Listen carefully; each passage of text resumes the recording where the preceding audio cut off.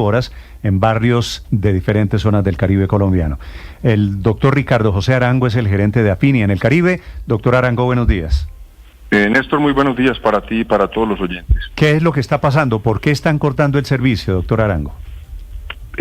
Néstor, nosotros nos estamos viendo obligados a realizar estos periodos de continuidad concertada como una de las medidas, digamos, drásticas para poder enfrentar la situación de tan absoluta criticidad que tenemos de sostenibilidad financiera de la organización en razón del no pago del servicio por parte de las comunidades en general, algunas de ellas naturalmente, y por la deuda que por todos es conocida que actualmente tiene el gobierno nacional por concepto de subsidios y de opción tarifaria conforme lo establecido el año anterior por el señor presidente de la República. A ustedes en particular, ¿cuánto les debe el gobierno, doctor Arango?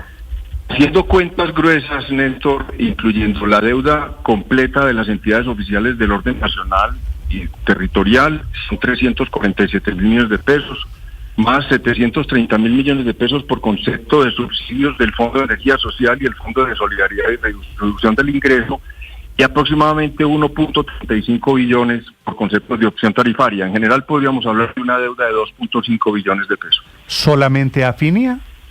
Solamente Afinia, señor. ¿Y ustedes han hablado con el gobierno? ¿Le han preguntado al gobierno cuándo les pagan? Sí, naturalmente. Desde el grupo, incluso el líder del grupo EPM ha estado en contacto con el señor ministro de Hacienda, el señor ministro de Minas y Energía. Tenemos conocimiento, de acuerdo con las manifestaciones públicas del señor ministro de Minas y Energía, y estamos esperando un giro que aproximadamente, de acuerdo con esa información, puede ascender aquí a 216 mil millones de pesos, cerca de un 10% del valor de la deuda, que a la fecha no se ha realizado. Sí, si les pagan, si les cumplen con ese giro, con ese 10%, ¿vuelve el servicio normal o no es suficiente? No necesariamente, Néstor, porque la medida de los PCC o periodos de continuidad concertada busca establecer mediante un trabajo conjunto con las comunidades una línea base a partir de la cual podamos ir mejorando paulatina y progresivamente los niveles de recaudo. Como ustedes los han mencionado, tenemos niveles de recaudo hasta del 1% en algunos casos y otros que están muy inferiores al 30%. Entonces, estas zonas que se llaman zonas de difícil gestión o zonas de subnormalidad eléctrica o áreas rurales con menor desarrollo, lo que queremos es trabajar conjuntamente con las comunidades para ir evolucionando el recaudo y disminuyendo las pérdidas, porque también resulta importante para nosotros evitar que estas comunidades continúen endeudándose de manera ilimitada con Afinia. Y naturalmente buscamos que haya un recaudo más sano para garantizar la sostenibilidad de la empresa, porque estamos abocados a esta situación, porque finalmente no estamos teniendo los niveles de recaudo mínimos requeridos para operar. Sí, doctora Arango, ustedes en Afinia tienen Bolívar, Córdoba, sí, Cesar, Sucre y algunos municipios de Magdalena, ¿cierto? 11 municipios del Magdalena, en el sur del Magdalena. Los cortes de energía que comenzaron, por la razón que sea, y me parece que es muy grave comenzar cortes de energía a estas alturas de la vida, ¿estos cortes son ilimitados? ¿Van a tener alguna consideración con colegios, con hospitales, por ejemplo? Sí, naturalmente, Néstor, de acuerdo con lo que establece la regulación y que incluso nos lo ha mencionado la Superintendencia de Servicios Públicos, nosotros estamos siguiendo los procedimientos y metodologías establecidos para garantizar que a los protegidos constitucionalmente, como lo han mencionado, colegios, acueductos, instituciones hospitalarias, pues cuenten con el servicio de energía. Estamos buscando diferentes alternativas que van desde la ubicación de plantas eléctricas para ellos hasta derivación de ciertos circuitos o creación de ramales para garantizar que ellos tengan acceso al servicio de energía eléctrica. Doctor Arango, estamos hablando de que ya empezó esta medida en Montecristo, Bolívar, que hoy iría hasta el Paso Cesar y también hasta Puerto Escondido en el departamento de Córdoba. Pero ¿cuántos municipios son los que ustedes están proyectando que serían impactados con esta medida de los llamados periodos de continuidad? No te tengo una cifra exacta de más que municipios, son zonas especiales establecidas en la ley 812 del año 2003 y vamos a ir paulatinamente desde aquellos que tienen menores indicadores de recaudo y que, repito, es producto de una concertación. Trabajamos de la mano con ellos y vamos evolucionando paulatinamente. Pero esto es una medida transitoria que nosotros buscamos ir, como les digo, evolucionando positivamente de la mano con las comunidades y los entes territoriales. Doctor Arango, desde la alcaldía de Medellín, desde la gerencia de EPM, que es la matriz de Afinia, han venido diciendo que si no se paga, pues poco a poco se le acaba el oxígeno a Afinia y en algún momento estos apagones podrían ser, o cortes de energía podrían ser mucho más grandes o inclusive totales, generales, se podría apagar toda la empresa. Hoy, con la caja que tiene hoy Afinia, ¿hasta cuándo le queda oxígeno? Es indudable que la situación es bastante crítica. Nosotros estamos recurriendo a todo tipo de actividades para incentivar el recaudo, financiar y generar todo tipo de facilidades para que los clientes, usuarios en todos los territorios que servimos puedan acceder a facilidades de pago, para que nosotros podamos generarle oxígeno a la empresa a partir de su propia capacidad de generación de caja. Indudablemente desde el grupo EPM han desarrollado un aporte financiero o un apoyo financiero supremamente importante para Afinia, pero como sabemos todo este tipo de medidas tiene un límite. Entonces, si nosotros no logramos que el señor ministro de Minas y Energía, en su buena disposición para pagar los subsidios conjuntamente con el señor ministro de Hacienda, nos den ese oxígeno, pues indudablemente los riesgos son a corto plazo, indudablemente. ¿Pero qué es corto plazo? Exactamente. Corto plazo pero es 2 semanas, 3, un mes, para tener una idea y para que en el Ministerio de Hacienda y en el Gobierno Nacional pues dimensionen el tamaño del problema. Corto plazo es cuestión de un mes, 2 meses o hasta 3 meses, dependiendo cómo se vaya comportando el recaudo. Eso es un determinante para nosotros poder determinar qué tanto vamos logrando alargar capacidad de prestación del servicio. Si no recibe oxígeno en este corto plazo, ¿qué pasa con Afinia y con los millones de usuarios de la energía de Afinia, doctor Arango? Pues tendríamos que ir tomando cada vez y de manera progresiva medidas más drásticas, que indudablemente no es lo que queremos, es claramente contrario a la intención de la existencia de una empresa como Afinia. Afinia la creó el grupo EPM con la clara intención de suministrar energía de calidad y continua a todo el territorio. Por esa razón, el grupo EPM ha invertido 3 billones de pesos en los últimos 4 años y ha logrado mejorar la calidad del servicio en un 60%. Entonces es contrario pensar que la intención de Afinia sea generar racionamientos. Es todo lo contrario, queremos llevar continuamente el servicio. Si ustedes de a poco, como me parece que está pasando, doctor Arango, están saliendo del negocio, se están hundiendo, están naufragando Afinia, ¿quiere decir perdieron toda la plata que le han metido a la empresa? Indudablemente, Néstor, no se ha podido recuperar el dinero que ha sido invertido en la organización. Y es que estamos tomando todas las medidas buscando fundamentalmente sostener la operación. Siguiente paso sería hacer lo mismo que hizo Aire, devolverle la empresa al gobierno.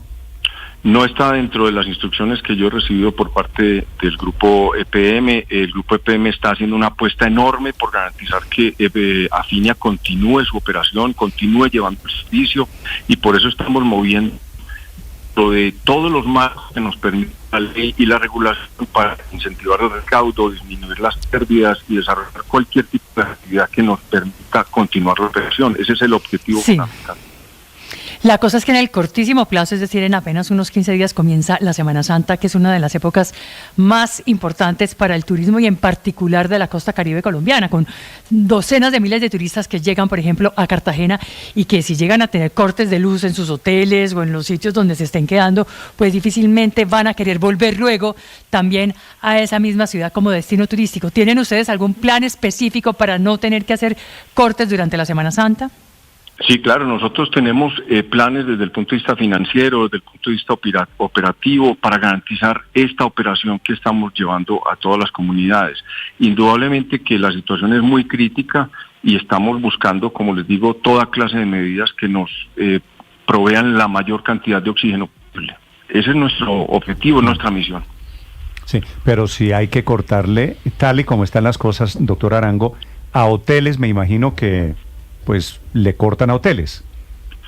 Estamos desarrollando actividades de suspensión de corte cuando encontramos irregularidades, focalizados fundamentalmente en estratos 4, 5, 6, industrial y comercial, que allí encontramos pérdida de energía importante y naturalmente... No, pero no hablo, estoy suponiendo que todos los hoteles pagan y pagan lo que consumen, que no están en las pérdidas negras.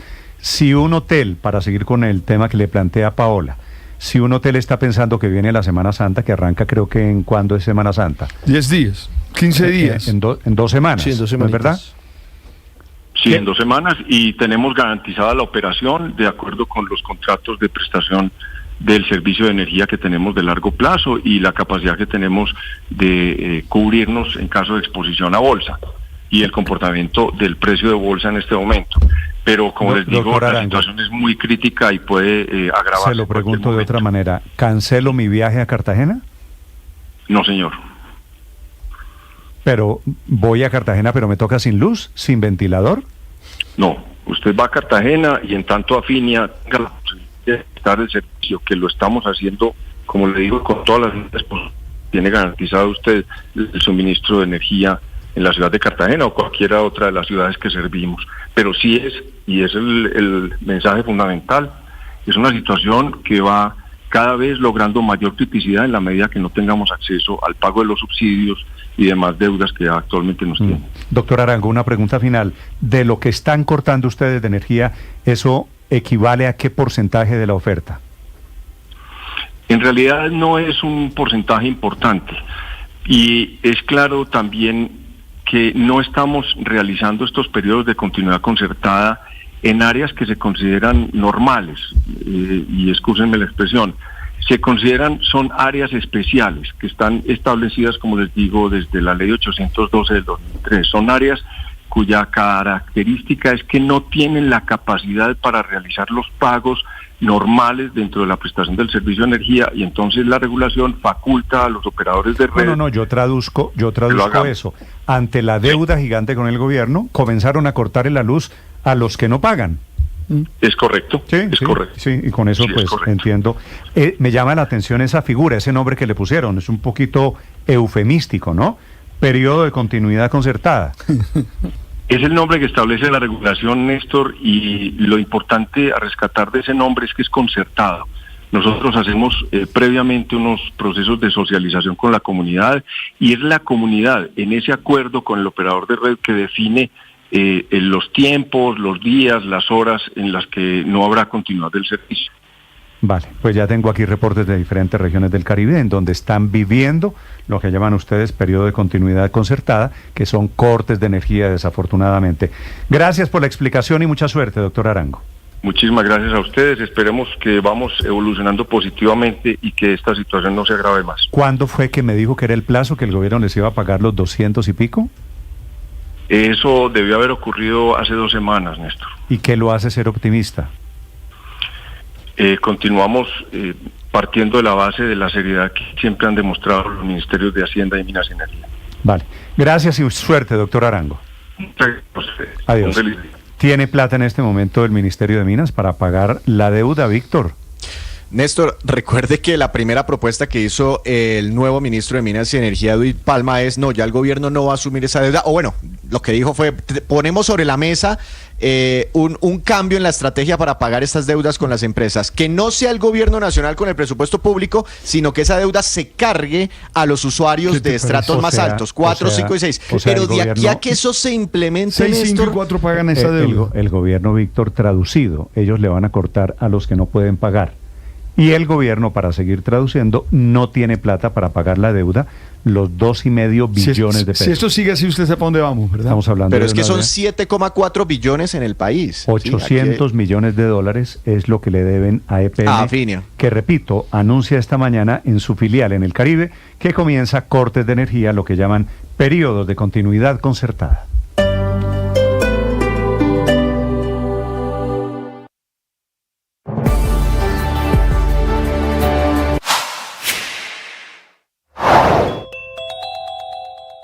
El escándalo de corrupción desatado luego de la revelación del alcance de los tentáculos del zar del contrabando Diego Marín, alias Papá Pitufo, en el gobierno del presidente Gustavo Petro, en el Congreso de la República y en la Policía Nacional, tiene desarrollos jurídicos importantes. Uno de los testigos clave es el exministro de Comercio y exdirector de la DIAN, Luis Carlos Reyes, cuyas denuncias no han sido solo en los medios de comunicación. El pasado 19 de febrero tuvo una primera declaración ante la Sala de Instrucción de la Corte Suprema de Justicia, en la que literalmente finalmente no dejó títere con cabeza.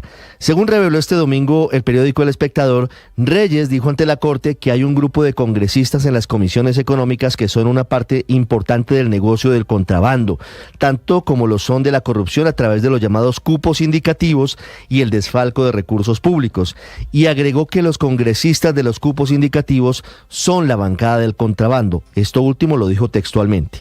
Esas afirmaciones las hizo siendo todavía ministro de Comercio del gobierno del presidente Gustavo Petro, de quien ratificó ante la Corte que le informó a finales del 2023 que desde el Ministerio de Hacienda seguían entregando cupos indicativos a los congresistas. Pero la carga de profundidad del testimonio de Luis Carlos Reyes ante la Corte fue dirigida específicamente contra el senador Jairo Castellanos, de Norte de Santander, quien supuestamente lo presionó para que le hicieran nombramientos de recomendados suyos en la DIAN en Cúcuta y en Fontura a cambio de aprobar los proyectos del gobierno, y con la amenaza de una eventual moción de censura en el Senado.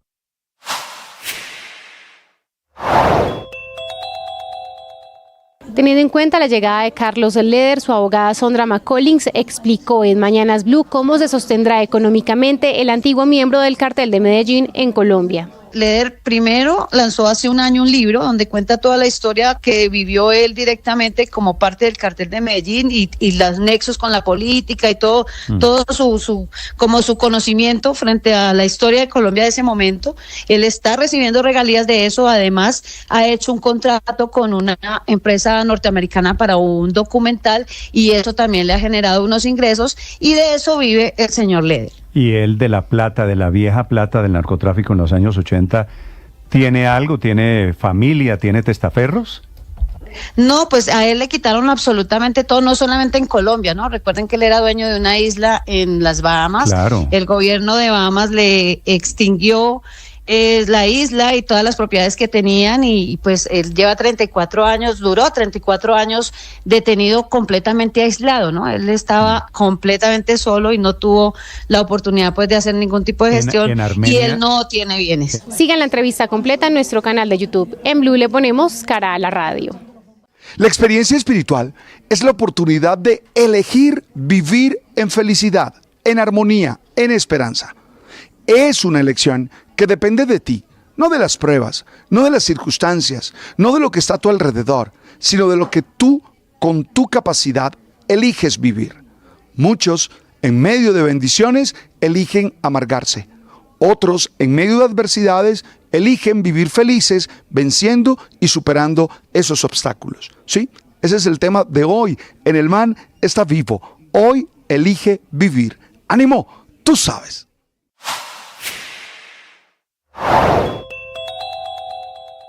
Se está cumpliendo el mes de la más seria y aguda crisis de escasez de medicamentos. El gobierno del presidente Petro busca cambiar el sistema sin esperar la reforma a la salud, que es lo que quiere el presidente Petro, es decir, hacerlo vía decreto, empezando por cambiar la manera como se le... 9:19, atención, está informando Estados Unidos de la deportación de más venezolanos del tren de Aragua, a pesar del bloqueo que había hecho un juez federal que se lo había prohibido a Trump. Lo están volviendo a hacer esta mañana. Desde Washington, Juan Camilo Merlano.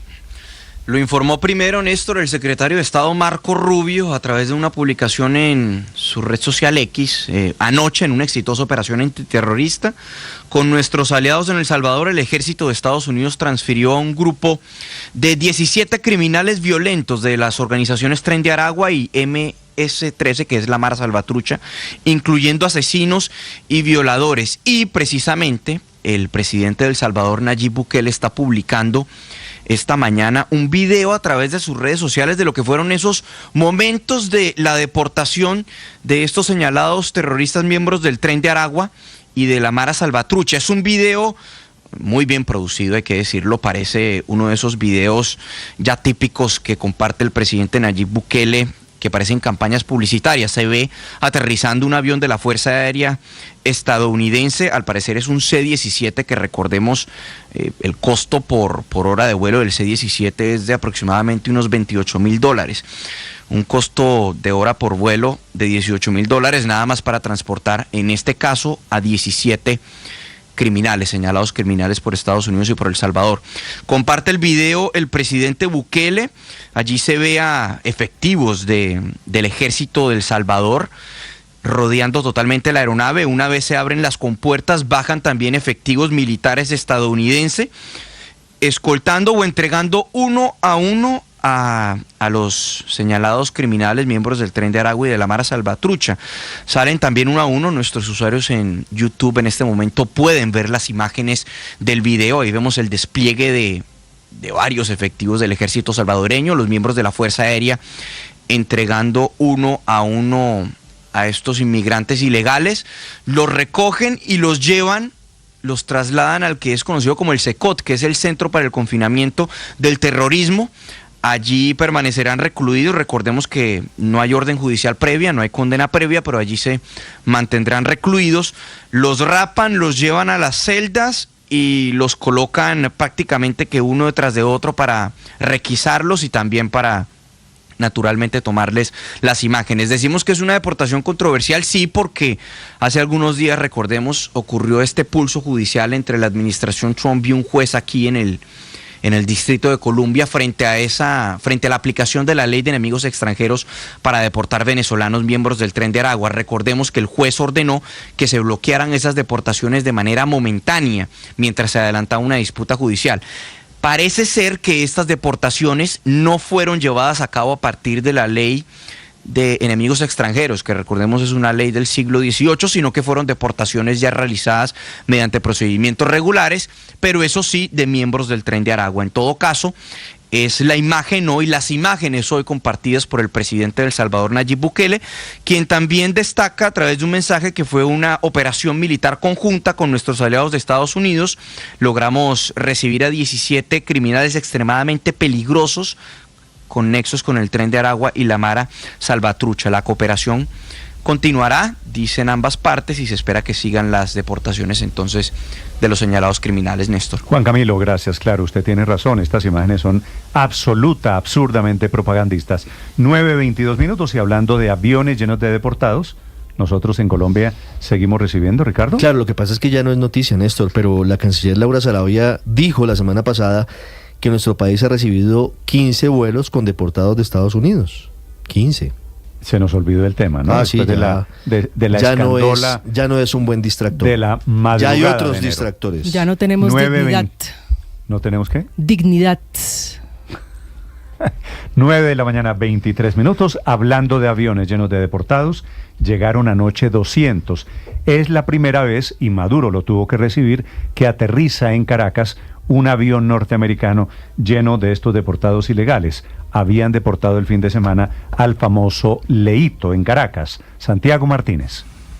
Sí, Néstor, un Airbus A300 de la aerolínea norteamericana Eastern Airlines aterrizó en el aeropuerto de Maiquetía, acá en Caracas, con 175 migrantes en un nuevo vuelo, el tercero en los últimos 7 días, con deportados desde Estados Unidos. Por primera vez, como tú decías, desde que en febrero pasado pues se iniciaron estos vuelos, la ruta la cumplió un avión estadounidense. Todas las veces anteriores era Conviasa, la encargada, la sancionada aerolínea Conviasa, que se encargaba pues de hacer estos vuelos desde Honduras, que era como el punto de encuentro tanto de Estados Unidos como de Venezuela.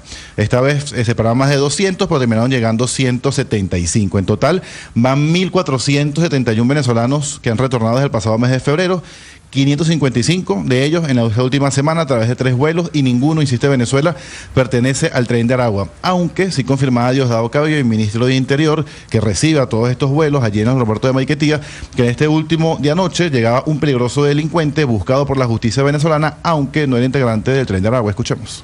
175 compatriotas regresan a nuestro país desde los Estados Unidos, luego de haber sido sometidos allá, como han sido sometidos todos los venezolanos, a una persecución, a un maltrato, señalados todos de ser del Tren de Aragua. Y voy a dar por primera vez en esto de estos vuelos que hemos venido haciendo, llega alguien de peso reclamado por la justicia venezolana y no es del Tren de Aragua. Pertenece a una banda del estado Trujillo, una persona de nivel en esa banda. Por primera vez. Esto decía Diosdado Cabello, Néstor, sobre este último vuelo. Sin embargo, como tú decías, también el fin de semana llegaba otro avión, esta vez de Conviasa, y traía allí al famoso Leito. Leonardo Morales es su nombre exactamente, Leito Oficial era su apodo en redes sociales. una persona que se hizo conocida o muy polémico por pues prácticamente incitar al delito en Estados Unidos y malponer el nombre de los venezolanos de la migración venezolana. Vamos a recordar un poco lo que eran sus videos y cómo en este que vamos a escuchar, pues decía que podía él, como supuestamente hacía en Venezuela, invadir propiedades. Aquí en United States también se aplica la de invasión de terreno y creo que ese será mi próximo negocio. Invadir casas abandonadas, ya que me he buscado unos códigos con mis amigos africanos y me dijeron que ya llevan como 7 casas expropiadas. Este personaje, Néstor, llegó en 2022 a Estados Unidos, comenzó a hacer este tipo de videos, se hizo viral, obviamente, por muy mala información, y terminó detenido luego en 2023, fue excarcelado con un grillete en el tobillo, faltó a una de las audiencias y luego terminó otra vez detenido y fue finalmente deportado el fin de semana. Y sobre este caso se refirió también justamente Diosdado Cabello, señalando, o primero marcando un poco distancia del gobierno de esta persona y diciendo que más bien este tipo de venezolanos, individuos en Estados Unidos malponen a los venezolanos. Escuchamos. Ayer venía en el avión un personaje que yo creo que le hizo mucho daño al migrante venezolano, un tal Leito. Yo no le voy a hacer propaganda al Leito, ni nada, pero el Leito hubo necesidad de montarlo solo en el último puesto, porque el resto de los pasajeros estaban muy molestos con la presencia de esa persona ahí. ¿Por qué? Porque esa persona en los Estados Unidos se encargó de denigrar de los venezolanos, de sumarse a la relatoría de los gringos sobre los venezolanos. Mismo decía, vamos a invadir, vamos a robar, vamos a saquear. No vale, el venezolano no es así, señor Leito, está pelando. Como te decía, Néstor, en total han sido 1.471 venezolanos los que han regresado. Esta última semana 3 vuelos desde Estados Unidos y decía, o insistía Diosdado Cabello, que ninguno pertenece al Tren de Aragua. Eso sí confirmaba, y que eso es lo más importante, que hay comunicación directa entre Estados Unidos y Venezuela para todo el tema de los vuelos. Todo esto además poco después de que Washington notificara a las petroleras que se quedan sin permiso para exportar crudo de parte desde Venezuela. Néstor. Gracias, Santiago. Ese Leito es un absoluto idiota. 9 de la mañana, 27 minutos. A propósito de Estados Unidos, la fugaz visita del vicepresidente Vance a Groenlandia estaba también intentando convencer a los daneses de que salieran de Groenlandia y que tienen intereses los Estados Unidos en Groenlandia, causa hoy un nuevo motivo de distanciamiento político entre Europa y los Estados Unidos. En Madrid, Enrique Rodríguez. Y hoy los reyes de Dinamarca, Federico X y Mari, están iniciando una visita de Estado a Francia. No es una visita que sea consecuencia de lo que está pasando en Groenlandia, pero evidentemente en esa visita se va a hablar, aunque los reyes de Dinamarca reinan pero no gobiernan, se va a hablar, con Emmanuel Macron, que es una de las principales cabezas de la Unión Europea, sobre lo que está pasando en Groenlandia. Un lugar que teníamos ligeramente olvidado, que no sabíamos nada de él, hasta que el presidente Donald Trump ha decidido, o está decidiendo, hacerse con él. Groenlandia es la isla más grande del mundo. Tiene el 80% de su territorio cubierto por hielo, tiene más de 2 millones de kilómetros cuadrados, tiene un importante valor estratégico por su ubicación entre América y el norte y Europa, es una puerta de entrada al Ártico y al Atlántico Norte, pero, ya lo hemos contado, alberga grandes reservas de minerales estratégicos, tierras raras, uranio, hierro, níquel, cromo, además se cree que posee importantes reservas de petróleo y gas.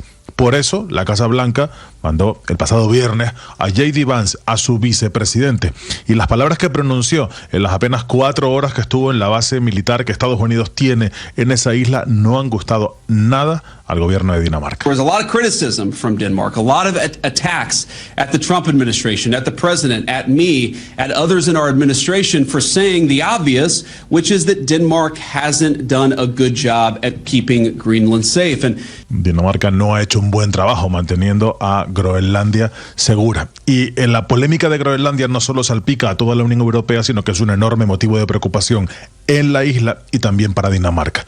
En las últimas horas, el próximo presidente de Groenlandia, que se llama Jens Frederik Nielsen, ha asegurado que Estados Unidos no se va a hacer con ese territorio y ha instado a su población a no dejarse sacudir ni a reaccionar con miedo, sino con tranquilidad y unión y aplomo. Nielsen va a ser votado en los próximos días por el Parlamento local y va a encabezar un gobierno que agrupa a todo el independentismo moderado, que reúne a 4 de las 5 fuerzas. Tienen el 23 de los 31 escaños que tiene una suerte de parlamento local. este hombre, Nielsen, que va a ser, como digo, el próximo gobernante autónomo de ese territorio, se va a reunir la próxima semana con la primera ministra danesa, con Mette Frederiksen. Va a ser su primera visita para discutir la colaboración entre Groenlandia y Dinamarca. Esa visita, como digo, de J.D. Vance es un enorme motivo de preocupación.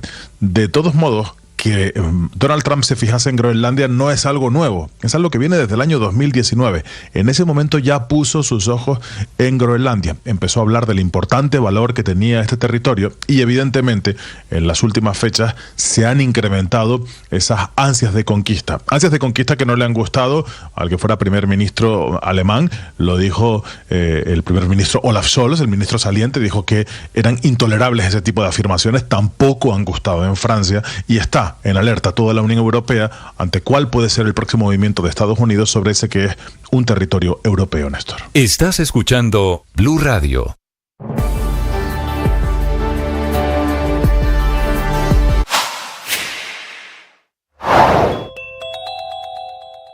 Teniendo en cuenta la reciente detención de Carlos Leder al llegar a Colombia, su abogada Sondra McCollins afirma que no tenían conocimiento de procesos judiciales vigentes en su contra. Procesos, digamos, de la Fiscalía no tiene, nosotros hicimos ese requerimiento, no hice otro barrido pendiente de casos que tuviera antes de su extradición porque no tenía ni idea que venía para Colombia, él no le avisó a nadie ni a su familia siquiera, o sea, tal vez quería venir y darles una sorpresa a algunos de los que todavía viven en Colombia, pero no sé y no he podido hablar con él, no se me ha permitido una entrevista con él, así que no tengo ni idea de nada de lo que sea personal del señor Leder. ¿Usted no ha podido hablar desde el viernes a hoy, no ha podido hablar con él?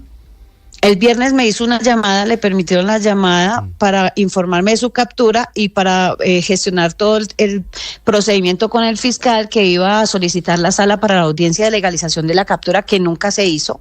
El juez de control de garantías emitió un auto de legalización de esa captura y nunca se me llamó. Y cuando llegué a Bogotá me dirigí a donde se encuentra y no me dejaron verlo. Ayer tampoco pude verlo y tampoco he podido firmar el poder para representarlo ante el juez. Sigan toda esa información en bluradio.com. En Blue le ponemos cara a la radio. En Santander van a hacer un experimento interesante, van a cobrar una sobretasa de seguridad que va a ir en el recibo de energía. Le llega a usted, Felipe, en su casa, para los santandereanos, el recibo de luz y le llega una sobretasa para instalar cámaras de seguridad, para más servicios de seguridad. Se opone esta mañana a eso el presidente Gustavo Petro, diciendo que estos son impuestos regresivos y que las sobretasas deberían ser de carácter progresivo y progresista. Que esto es en lo que está el presidente Petro, pues tampoco es que sea una sorpresa. Y dice que la deben pagar quienes más tienen, que cobrar la generalizada es un acto estrictamente regresivo. Sí, ya lo había también rechazado el Ministerio de Minas y Energía, ¿no? El tema de esta sobretasa a la seguridad. Se llama tasa especial de seguridad multidimensional. Esa es una tasa que existe, Néstor, en otros departamentos, por ejemplo en el departamento del Atlántico, y ahí había una discusión con Aire, la empresa que presta el servicio de energía, que no quería cobrarlo. Tal vez usted recuerda que eso informamos hace algunos meses, y esa disputa existe entre el gobernador de Antioquia y el alcalde de Medellín, porque EPM no ha querido incluir dentro de la tarifa la tasa de seguridad que se aprobó recientemente en ese departamento, y ahora la disputa y la controversia se traslada a Santander. En otras partes esa tasa es local, la tienen los municipios, pero en estos tres departamentos pues son las gobernaciones las que pretenden cobrarla. ¿Ya les está llegando en Santander, Javier, la sobretasa en las tarifas de energía? Néstor, todavía no nos está llegando. Si es aprobado mañana en segundo debate por parte de los diputados del departamento, que son 16, se comenzaría a cobrar 66 pesos por kilovatio consumido en el departamento. Es decir, Néstor, si una persona consume en su vivienda 100 kilovatios al mes, pagaría 6.600 pesos de más en el recibo de energía. A esto, Néstor, se ha opuesto el Comité de Gremios de Santander, los concejales de Bucaramanga, el Sindicato de la USO y el propio ministro de Minas, Edwin Palma. En redes sociales ha manifestado su inconformismo frente a esta iniciativa. El último en rechazar precisamente este proyecto de ordenanza presentado por el gobernador Juvenal Díaz, como usted lo dijo, Néstor, fue el propio presidente Gustavo Petro esta mañana a través de un trino de 4 párrafos donde se opone a esta sobretasa de cobro que inicialmente, Néstor, iría por 4 años a partir del mes de octubre de este año. Es para estratos 4, 5 y 6, ¿verdad? Sí, señor, 4, 5 y 6, aunque inicialmente el proyecto estipulaba el estrato 3 aquí en el departamento de Santander.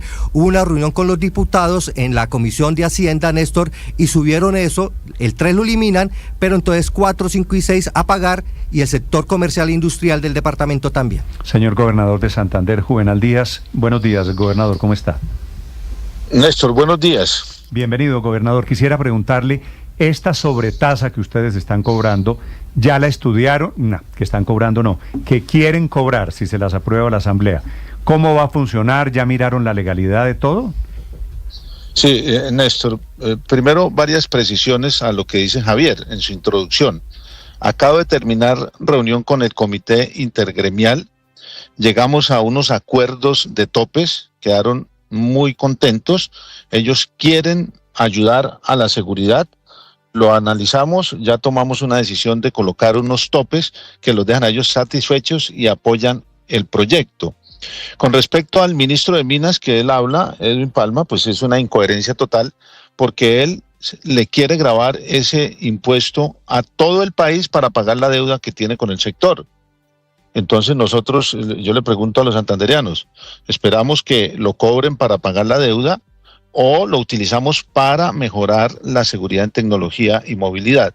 Y con respecto del trino del presidente, él no está diciendo que no se cobre. Él lo que está diciendo es que se utilice un principio constitucional que es que sea progresivo, es decir, que los que más tienen, más pagan, y efectivamente eso es lo que nosotros vamos a hacer. Pero también yo le pediría al gobierno nacional que revise, porque hay incoherencias o no conocen lo que están haciendo. Resulta que el gobierno nacional le está grabando a todos los hoteles del país el 20% sobre el consumo de la energía.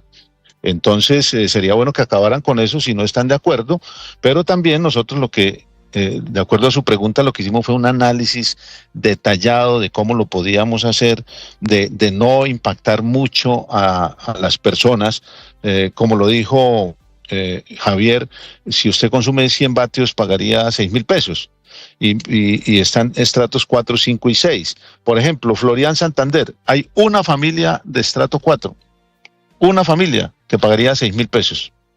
Y así en otros municipios va siendo progresivo. El que más consume en estrato 4 consume 150 a 200 vatios, es decir, entre 12.000 y 14.000 pesos. Esta noche a las 7 de la noche yo voy a hacer un Facebook Live y voy a anunciar exactamente cómo quedarán los topes para ponerle también un tope a Barranca, donde están preocupados porque es muy caliente, utilizan aire. Eso lo vamos a arreglar y lo anunciaremos esta noche a las 7 de la noche. Gobernador, de acuerdo a cómo están las cosas, si se aprueba finalmente, ¿cuándo comenzaría el cobro? ¿O el gobierno tiene la facultad de atravesarse en el cobro de esta sobretasa a la energía para invertir en seguridad para el departamento de Santander? No, es una facultad que le da la ley a departamentos y a municipios. Sí. Es decir, somos autónomos en ese sentido y eso ya fue aprobado en primer debate, comisión primera, de 7 votos, subimos 6 votos positivos y vamos el miércoles ya a plenaria para aprobarlo y se empezaría a cobrar a finales de septiembre. ¿Cuánto pretenden recaudar con esta sobretasa, gobernador, y cuáles serían las primeras inversiones en seguridad que harían con ese cobro? Bueno, nosotros le presentamos hoy al Comité Intergremial las necesidades que tiene el departamento en seguridad de más de 1 billón de pesos y en seguridad multidimensional, vías que generan inseguridad, falta de espacios para convivencia por 1.9 billones de pesos. Y nosotros estábamos apuntando a recaudar 380.000 millones para cofinanciar, para buscar recursos de otras instituciones. Ya con este acuerdo que hacemos con los empresarios, más o menos lo que vamos a recaudar está por el orden de los 200.000 millones de pesos y repito lo que dice el presidente en su trino, nosotros lo vamos a cumplir. Los que más tienen tanto en empresas como en la parte individual, son los que más van a pagar. Gobernador, lo que usted está diciendo es nuevo porque hasta el viernes pasado el Comité de Gremios había rechazado la propuesta, usted se reunió hoy con ellos y pone topes que inicialmente no estaban dentro del proyecto inicial que usted presentó. Va a ser por 40 meses y se baja entonces de 380.000 millones de pesos que pretendían cobrar a un poco más de 250.000 millones. Sí, más o menos, y entonces, por ejemplo, ¿qué acordamos? Si usted como industrial consume entre hasta 3 millones de kilovatios, solo paga 50.000. Es un tope muy importante para la gran mayoría de empresas, hasta 5 millones, perdón, de 5 millones a 10 millones, y aquí a los que más tienen, pues se les va a cobrar más, como dice el presidente, y también para generar el ahorro y las energías alternativas se le cobra un 50%, y así sucesivamente hasta llegar el que consuma más de 30 millones de kilovatios, que eso es una barbaridad, a partir de ahí se cobraría el 100%. Gobernador, el tiempo para el que está presupuestado el cobro de este impuesto es 3 años, 3 meses, algo así, gobernador. ¿Qué cálculos o qué mediciones hicieron ustedes para estipular que ese era el tiempo que necesitaban poner ese impuesto? Bueno, ese es el tiempo, digamos, de término de mi gobierno y un año más. Lo hicimos para que el recaudo o el impacto en la población fuera lo menor posible, pero que nos asegurara los recursos para proyectos muy importantes como el Centro de Gestión de Riesgo y Seguridad del área metropolitana de Bucaramanga, donde tenemos problemas de seguridad. Hoy el general de la policía lo explicó al comité intergremial, ellos quedaron muy satisfechos. También para Barrancabermeja, allá necesitamos una inversión de 25.000 millones de pesos en el Centro de Gestión de Riesgo y seguridad multidimensional. Necesitamos, por ejemplo, adquirir mínimo unos 10 CAI móviles para Bucaramanga, lo mismo para Barrancabermeja. Ese recaudo nos va a permitir llevar a cabo esos proyectos. ¿Cuáles van a ser, gobernador, los grandes Paganinis? Es decir, ¿cuáles son las industrias más intensivas en consumo de energía en Santander? Imagino para arrancar las incubadoras de huevos. Sí, pero ellos se quedaron muy satisfechos porque inicialmente, de acuerdo a lo que nos decían Marta Rudo hoy, ellos tenían un cálculo que había empresas que iban a pagar 2.700 millones de pesos. Con lo que hicimos hoy de colocar los topes, pagan 40 millones de pesos al año. Sí, y ese tope, gobernador, ¿ustedes han previsto qué tipo de empresas, cuáles serían las principales, pensando un poco en las industrias o las grandes industrias en el departamento suyo? ¿Cuáles serían, gobernador? Sí, ahí se benefician empresas hoteleras. Por ejemplo, nos hablaban hoy de un hotel que consumía casi 200.000 kilovatios. Al poner el tope 50.000 quedaron muy satisfechos. La empresa avícola, las empresas de palma. ¿Y les es decir, baja con de esto en el hotel, por ejemplo, para seguir con su ejemplo, baja de cuánto a cuánto? En el hotel les baja de más o menos 10, 11 millones a 3 millones de pesos. Usted ha hecho las cuentas en Barranca, que está la sede de Ecopetrol. ¿Cuándo tendría que pagar de sobretasa Ecopetrol? Bueno, eso nos toca mirarlo de acuerdo al consumo, pero pues sería un aporte importante de Ecopetrol a Santander. Mire que de aquí se ha salido el petróleo, el gas, las regalías nos han bajado 180.000 millones de pesos. Yo creo que es una buena oportunidad para que Ecopetrol le devuelva a Barranca, donde queremos invertir en ese centro de gestión del riesgo y seguridad más de 25.000 millones de pesos en vías que generan inseguridad. Y yo creo que sería una oportunidad de que Ecopetrol le devuelva al departamento de Santander con esta tasa. De pronto ahí está la molestia del presidente, ¿no? No sé, pero es que mire, Néstor, que él no dice no lo cobren, dice cóbreselo por propiedades. Pero nosotros lo estamos haciendo con el principio que él dice, progresivo. Los que más tienen más pagan. Lógicamente empresas como Ecopetrol son los que más tienen y tendrán que pagar más. Sí, cuando el presidente Petro dice que estos impuestos son regresivos, ¿usted está de acuerdo inclusive si lo va a cobrar a estratos 4, 5 y 6, gobernador? No estoy de acuerdo en esto porque precisamente estrato 1, 2 y 3 están por fuera. Estrato 4, 5 y 6 le vamos a poner unos topes que yo los anuncio esta noche, estamos sacando números, pero digamos que una persona en estrato 6 no pague, máximo pague 30.000 pesos. Eso sería muy bueno y lo estamos haciendo pensando en Barranca.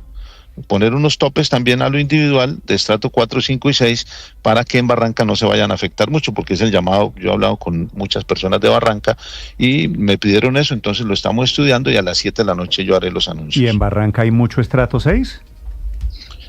Estrato 6 en Barranca, no. Estrato 5 hay 500 familias, tampoco es que sea una cosa bárbara. Sí, y le pidieron descuento, mejor dicho. No, lo que pasa es que ha habido mucha desinformación. Han tratado de decirle al estrato 1, 2 y 3 que ellos lo van a pagar. Entonces me llamaban del estrato 1, 2, gobernador, ustedes no van a pagar. Ah, bueno, pero podemos colocar unos topes para el estrato 5. Me dicen que son como 569 familias para no perjudicarlas tampoco allá. Eso lo anunciamos hoy a las 7 de la noche, estamos trabajando en eso, okay. Pero le repito, ya el comité intergremial quedó tranquilo y esta noche anunciaremos cómo quedan los topes para estrato 4, 5 y 6 para que, por ejemplo, como le digo, un estrato 6 pues no pague más de 30.000 pesos. Para que tengan límites, ok. Exacto, vale, sí señor. Vale. Pues gobernador, gracias, lo dejo y estaré pendiente de los anuncios de esta noche. Muy amable. Néstor, muchas gracias. Gracias, y quiero mandarle un mensaje a los santanderianos, claro, que es el momento en que decidamos no quedarnos de brazos cruzados, en que los santanderianos digamos yo aporto un poquito más a la seguridad de mi tierra para que siga siendo un departamento seguro, que este sea un momento en que empresarios, tenderos, campesinos, estudiantes y autoridades santanderianas nos unamos por un mismo propósito, proteger a Santander, porque Santander como siempre no se rinde, Santander no retrocede, Santander no espera que otros le resuelvan los problemas, Santander actúa, lidera y Santander se une. Muchas gracias, Néstor. Chao, gobernador, gracias, entiendo el mensaje. Néstor, pero... El gobernador de Santander, Aurelio, explicando lo que al presidente Petro le parece un impuesto regresivo. Señor. No, pero es un impuesto al consumo, no es el que más tiene, es el que más consuma. Eso sí, ahí el gobernador hace un brinco raro. Es un impuesto al consumo, pero es exactamente igual de regresivo a los que Petro y Ocampo no, porque es un estrato, nos clavaron es estrato 4, 5 y 6, Aurelio. No, por eso es regresivo, porque el 4, el 5 y el 6 también son distintos y pagan lo mismo. Es un impuesto al consumo. Todo lo que es impuesto al consumo es regresivo. Lo único que es directo, que es progresivo, son los impuestos a la renta y al patrimonio. Lo demás son cuentos. Igualito a los impuestos que Petro y Ocampo pusieron en la reforma tributaria del 2022, ¿se acuerda? A 21 grupos de alimentos. Un impuesto igualito del consumo regresivo. Eso, sáquese el clavo, 9 de la mañana, 47 minutos. Los impuestos, como dice Aurelio, los impuestos de consumo siempre pues están catalogados como regresivos.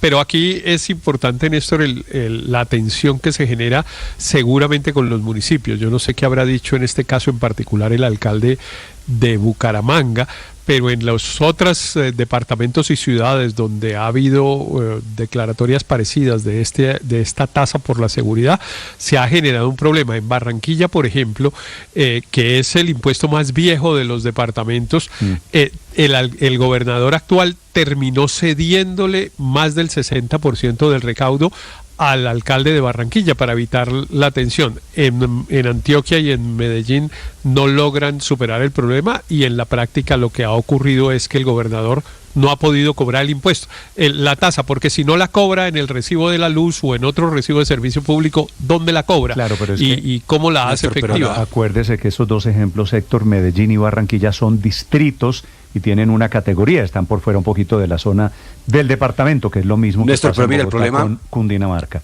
Señor. El problema de los impuestos no es que sean regresivos, sino cómo se destinan. Si esos impuestos regresivos se destinan para compensar socialmente con educación gratuita, con salud gratuita, pues funcionan bien. De hecho, todos los grandes estados de bienestar nórdicos, Dinamarca, Suecia, la misma Alemania, todos se financian con impuestos regresivos porque tienen un estado social generoso. Lo que es verdaderamente regresivo es poner impuestos que no son eficientes y tampoco redistribuir. Entonces yo sí creo que esa discusión es más bien para la tribuna, porque al final la política social se hace con política social, no con impuestos. Estás escuchando Blue Radio.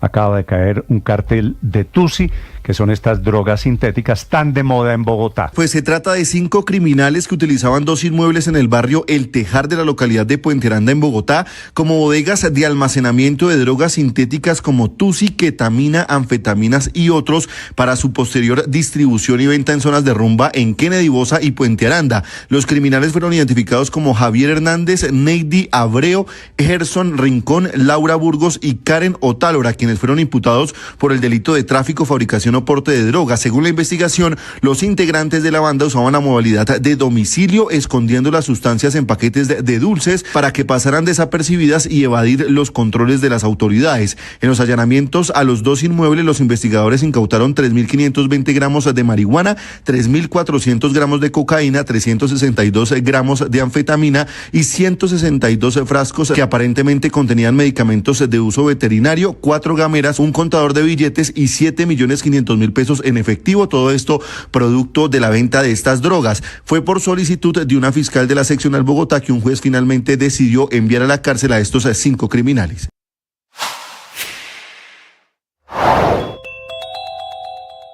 La justicia acaba de condenar a Marine Le Pen por malversación de fondos públicos, un caso de corrupción y que causa un terremoto político porque ella está en plan de ser candidata presidencial. Marine Le Pen es la favorita de las encuestas, o era, mejor dicho, la favorita de las encuestas, porque la justicia francesa la acaba de inhabilitar por 5 años al considerarla culpable de malversación de fondos públicos europeos, lo que en Colombia se suele llamar malos manejos de dinero público.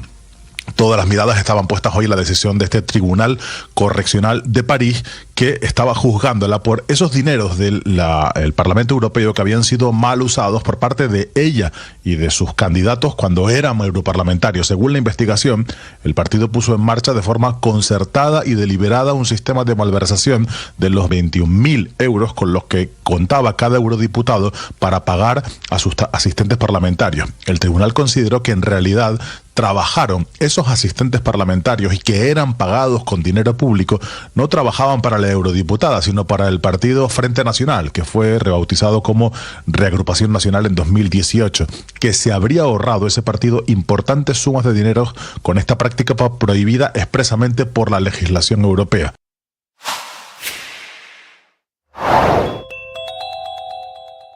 Regresan los consejos de ministros, vuelven con ajustes anunciados por el propio presidente Gustavo Petro luego de la polémica que se generó por la toma del espacio Prime de los canales privados para transmitir horas y horas de sus sesiones con su gabinete. El presidente está prometiendo que no va a haber abusos de tiempo y que buscará rotar los días de transmisión en la cadena televisiva para temas públicos de gran importancia para la sociedad colombiana. Así las cosas, los consejos de ministros, con esta promesa del presidente que tengan menos importancia o sean de procedimiento, solo se van a transmitir por el canal público, es decir, por RTVC, Señal Colombia y las plataformas digitales de la Presidencia de la República. La decisión del presidente llega después de que el Tribunal Administrativo de Caldas desestimara una demanda de acción de cumplimiento que buscaba frenar estas transmisiones por televisión porque la información tenía carácter reservado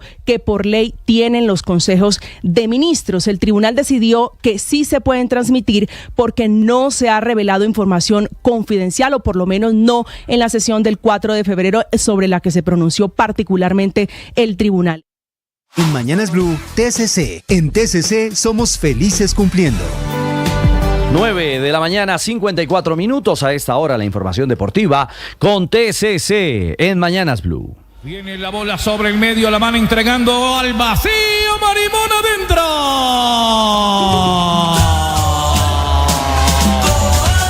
Luis Marimón, el canterano cartagenero, puso cifras concretas a la victoria de Millonarios 2-0 ante Alianza Valledupar. Primero fue Leo Castro, de pena máxima, el encargado de abrir la cuenta. Leo falló otro penalti y luego sufrió una lamentable lesión. El dictamen médico lo oficializa el técnico azul David González. Es fractura de peroné, quirúrgico, requiere operación. Lo del resultado corto, sí, puede que sí. Pero si vemos, yo no he mirado números y no he mirado estadísticas, pero muchos tiros a portería, otros muchos que a lo mejor no fueron a portería, pero tiros, una posesión supongo yo que demasiado alta. Parte médico y balance del juego. Fractura de peroné de la pierna izquierda de Leo Castro. Una lástima, el goleador azul se perderá lo que queda de la temporada. Pronta mejoría para el hombre gol de los embajadores. Millos, tras la victoria, ahora es tercero con 22 puntos, a 2 del líder América. Ahora sí se cobró el tiro de esquina. Largo el segundo sector, queda la pelota viva en la mitad del rebate adentro.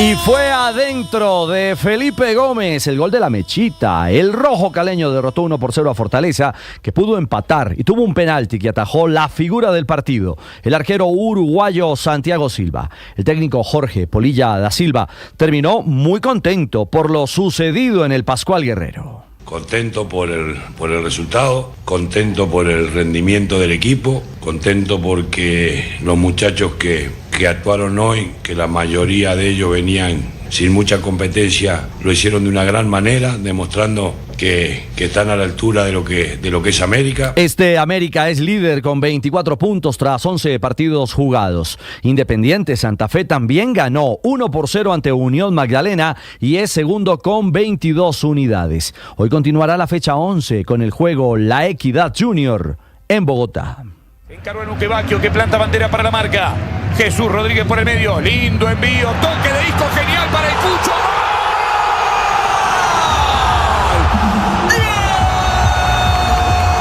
Un gol de locura. El autor, el colombiano Juan Camilo El Cucho Hernández, que selló la victoria 2-1 del Betis frente al Sevilla en el clásico andaluz. En España, hoy el Cucho es el héroe de los béticos. ¿El gol más importante de tu carrera, Cucho? Por supuesto que sí, sí, sin duda alguna.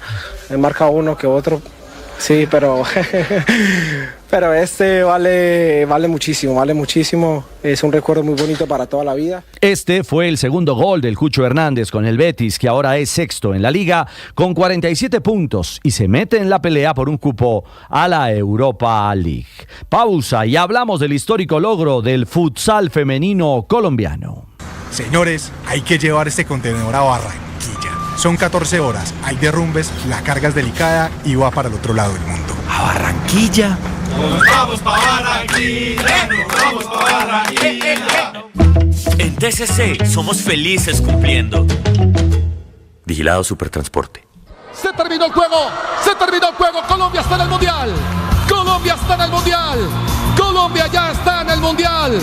Este puñado de jugadoras que se abrazan son las arquitectas que han logrado construir un sueño pintado de colores, el amarillo, el azul y el rojo. Y es el logro, como lo relató Pepe Garzón en el gol Caracol y Ditu, de nuestra selección Colombia, que hace historia al clasificarse por primera vez a un mundial de futsal femenino. Será en Filipinas. El tiquete lo consiguió Colombia al derrotar 4-1 a Paraguay. Melissa Jaimes, una de las guerreras colombianas en la batalla por el tercer lugar.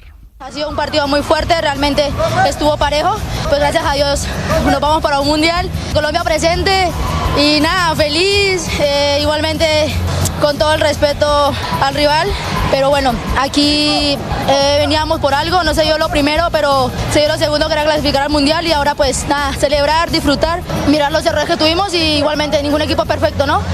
Ahora alzar la cabeza y afrontar lo que viene, que es un mundial. Colombia acompañará a Brasil como campeón y a Argentina como subcampeón de este sudamericano que se jugó en suelo brasileño y ahora en la ruta de la Copa del Mundo en noviembre de este año.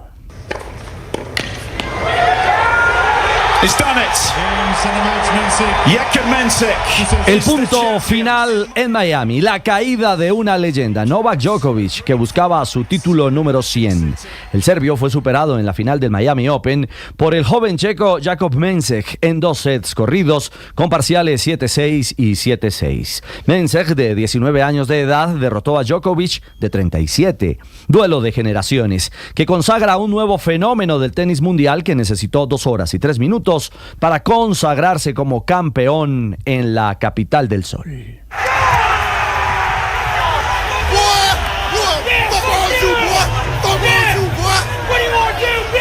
El sonido es de la furiosa pelea que se dio en el partido de los Wolves y los Pistons, que dejó a 7 expulsados como balance final. 5 jugadores y 2 entrenadores terminaron afuera durante el segundo cuarto del partido. Todo comenzó en un rifirrafe entre Holland y Wright que desencadenó la brutal pelea. Todo mal entre Minnesota y Detroit, que esperan ahora las sanciones disciplinarias por parte de la NBA. En lo deportivo, al final los Wolves ganaron 123-104 sobre los Pistons. Gresca y mal ejemplo en el mejor baloncesto del mundo. Cerramos la información deportiva, las 10 de la mañana, a esta hora, en Mañanas Blue. Estás escuchando Blue Radio.